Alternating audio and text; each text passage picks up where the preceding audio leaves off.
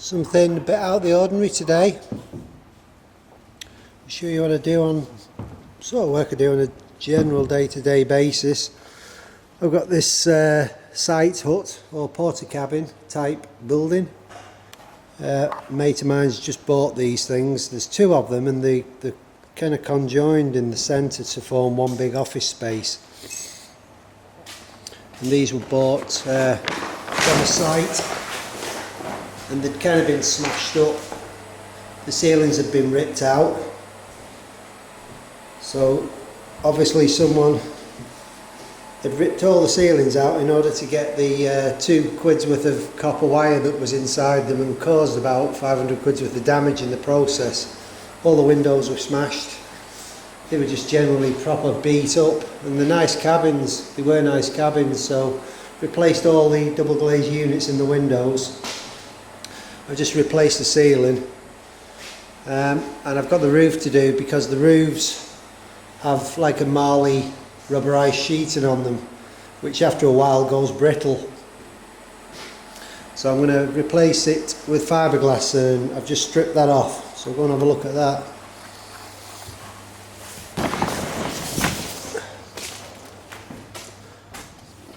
That's kind of what's left of the roof, the rubberized sheeting off the roof. It's a bit, the nearest thing I can describe it to is sort of pond liner material.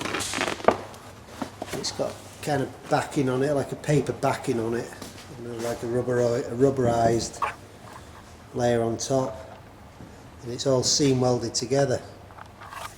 And here we are up on the roof. I've ripped the rubberized sheeting off. That rubberized sheeting is good stuff, but the trouble is it goes brittle and starts to crack, so the whole roof ends up, you know, soaking wet. And this is OSB board they've put down on this roof. It's not very thick, it's about ½ inch thick. And this is the problem with that roofing, that rubberized roofing, where these guys have formed the corners on this rubberized sheeting. It's allowed water to get in over the years, and the OSB board has just literally sucked the water up like a sponge, and it's rotted through. And that's where the water was getting in on that corner, and it's soaked all this and sucked the water back. So I'm going to have to cut that back to a joist. I think the joist's about there somewhere. I'm going to cut that back to the joist, put another piece of board in, and then the whole roof, I'm going to fiberglass the whole roof, fiberglass matting and resin.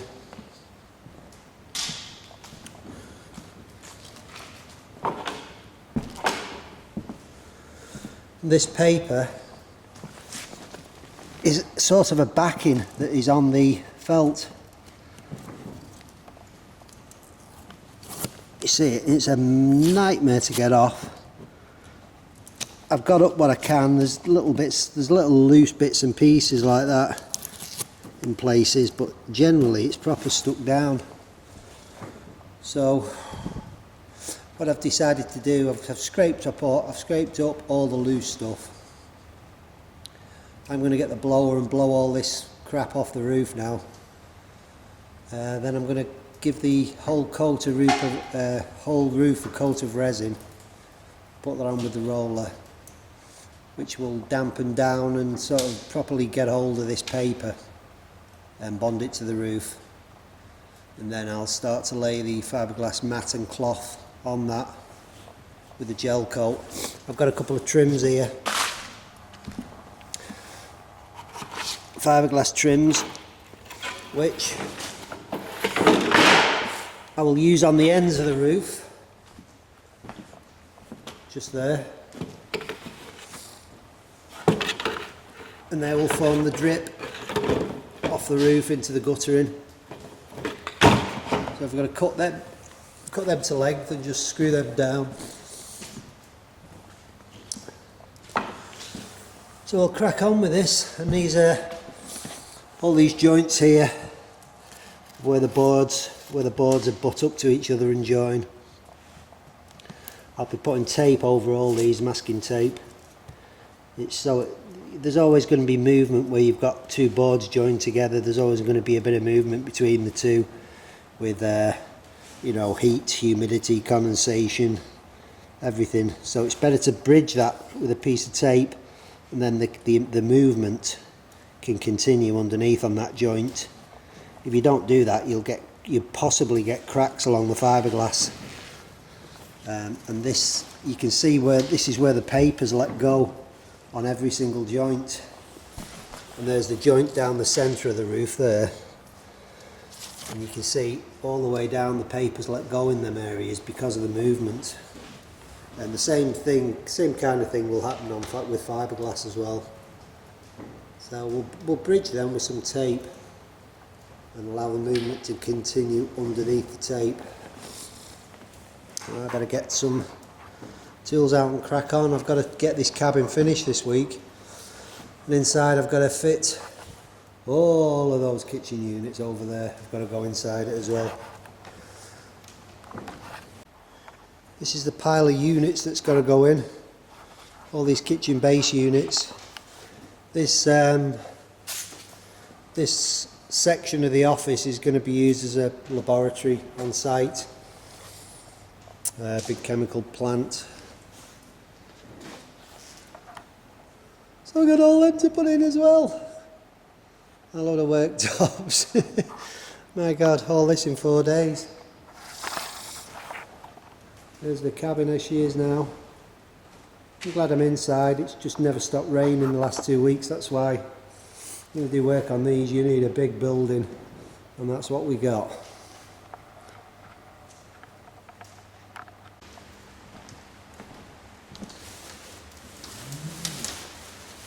So I've repaired the hole on the end, piece of plywood, and I'm going to cut the cloth to length, the fiberglass mat, which I need 124 inches for the width of this. I've marked it out on the roof how much I need. I'm going to roll this out and cut it.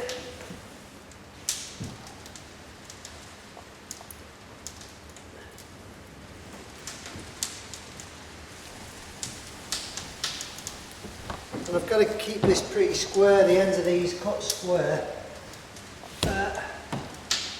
because this cloth is going to run along, come up the edge and come over the top. So if the cuts aren't square, it's going to be running off.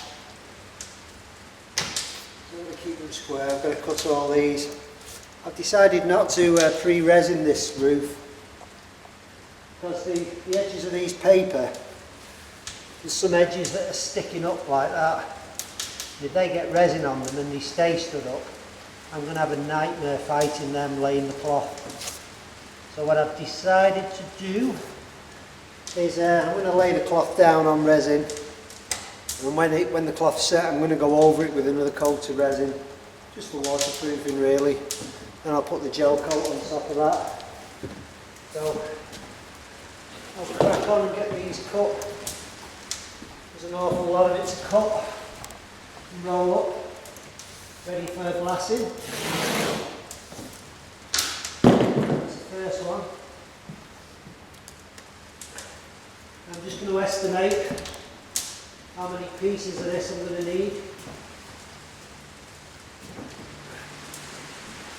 Rocks. 1. 6 more to go. You know, I say it won't stop raining. It's still raining. Just on my way to work. We've just had another pounding by the rain this morning. And so it continues. All the fields are like lakes. And I reckon we'll be fishing in these before summer arrives.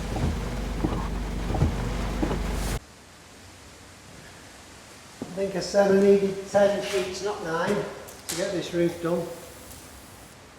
And the last sheet, I literally had just enough cloth to make 10 pieces. I've had to use some bits and pieces which I'll sort of all bond together. That's the hardener I've just put into the resin. Or the catalyst, as they call it. Just give that a bit of a mix. Get this cloth put down. Plain fiberglass cloth it's a bit like wallpaper in a wall, except with the wallpaper in the floor. And all you've got to do really is make sure that the roof's wet with resin, roll the cloth out and make sure the cloth is properly wetted out or wetted through, so there's no air bubbles in it. You can probably hear the rain on the roof. 40 days of rain, except it's more like 90. So I'm going to get my mask on, guys, and get cracking on with this.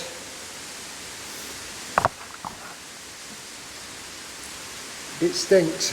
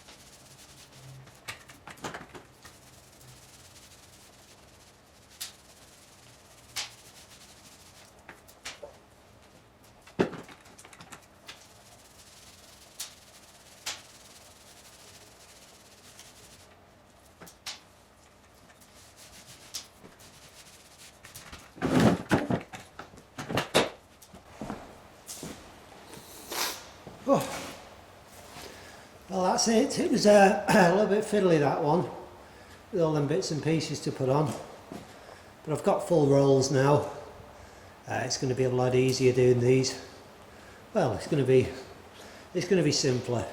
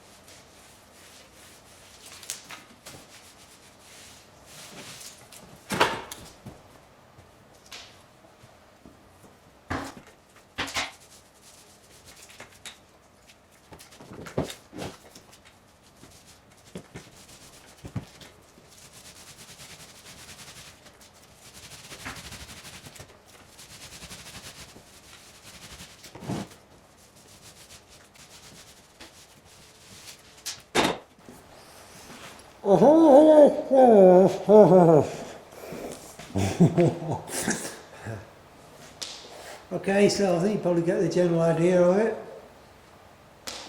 I'm going to carry on down the roof now, laying these panels. This matting is held together with kind of a PVA adhesive, and the fiberglass resin actually dissolves the PVA, so it puts the mat into suspension. After a few minutes the mat will move around freely, so all the fibres sort of detach from each other and they're more fluid. So after a few minutes, if you've got any lumps or bumps or bits sticking up, you can go over them with the roller and just bond them down, or any air pockets you see, you can just kind of go over them and pull the air through the mat. That's why I don't bother rolling too much. I just kind of wet the mat out. Whew. I'm probably putting more resin on this than I normally would, because this sterling board, or what's it called, OSB, is very, very porous boarding. Plus it's got this kind of paper on top of it. So I'm just making sure I've got enough resin down to saturate the top of the deck and the paper, so it doesn't rob the matting of resin, you know, just kind of pull it all through. That's why I'll see when I've done, I may have to just go over the whole deck again with just a light flash of resin, just in case it is, you know, pretty porous, but we'll see. Right guys, I'll catch you when I'm done. Well, I'll have to take my tripod and camera down now. As you can see, I'm almost done. Just working my way down the roof. Got to the last, just the last two rows to put on here. And then I'm done. I've got a drip on the roof, on the barn roof, which is just there. It's dripping into that tin. So, I don't know how quite I'm going to do that. We're going to have to figure out a way of putting something on top to catch the drip. Right. Ooh, I'm just about done. Put all the cloth on. Yeah, put that plastic sheet over there, because there's a drip coming out of that skylight. Bottom of that skylight there is dripping.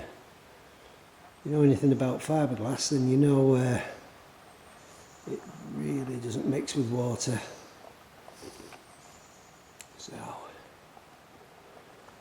right, that's it for today. Let this cure. It's already cured at the other end actually. It's quite hard, but it's going to take till tomorrow before it's cured properly and I can walk on it. And I'll give it a little sand down, knock the fingers and bits sticking up off it, and I'll get the gel coat on.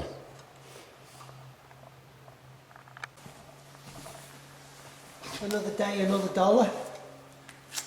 The roof went off great last night, everything cured.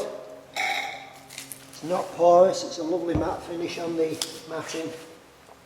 The plastic bag I put over there to hide the drip, it had a bit of water on it this morning, but I just peeled it off, no problem. So I'm just gonna finish the roof off now by putting the top coat on.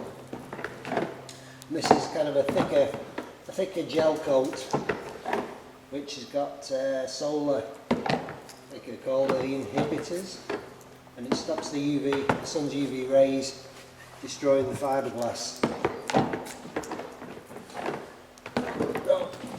This stuff needs a good stir.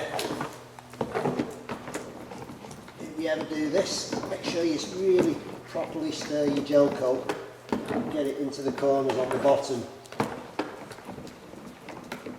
You end up with big patches of gel coat that aren't cured. But I'll do it.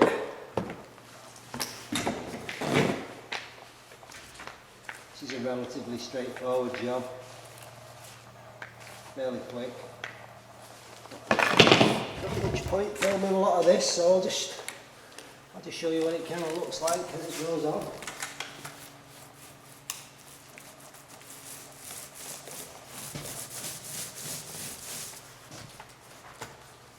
I think it's important when you're doing this just to stretch the gel out with your roller. Just go opposite directions like that. I like to do that.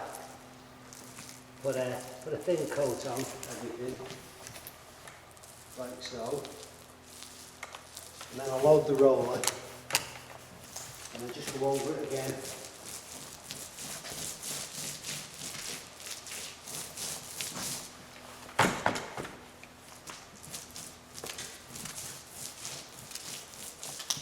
Make sure there's no pinholes in anything. That's it. Right, I'll carry on.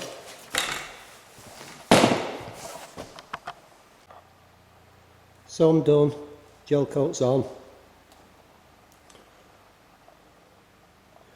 Whole roof finished.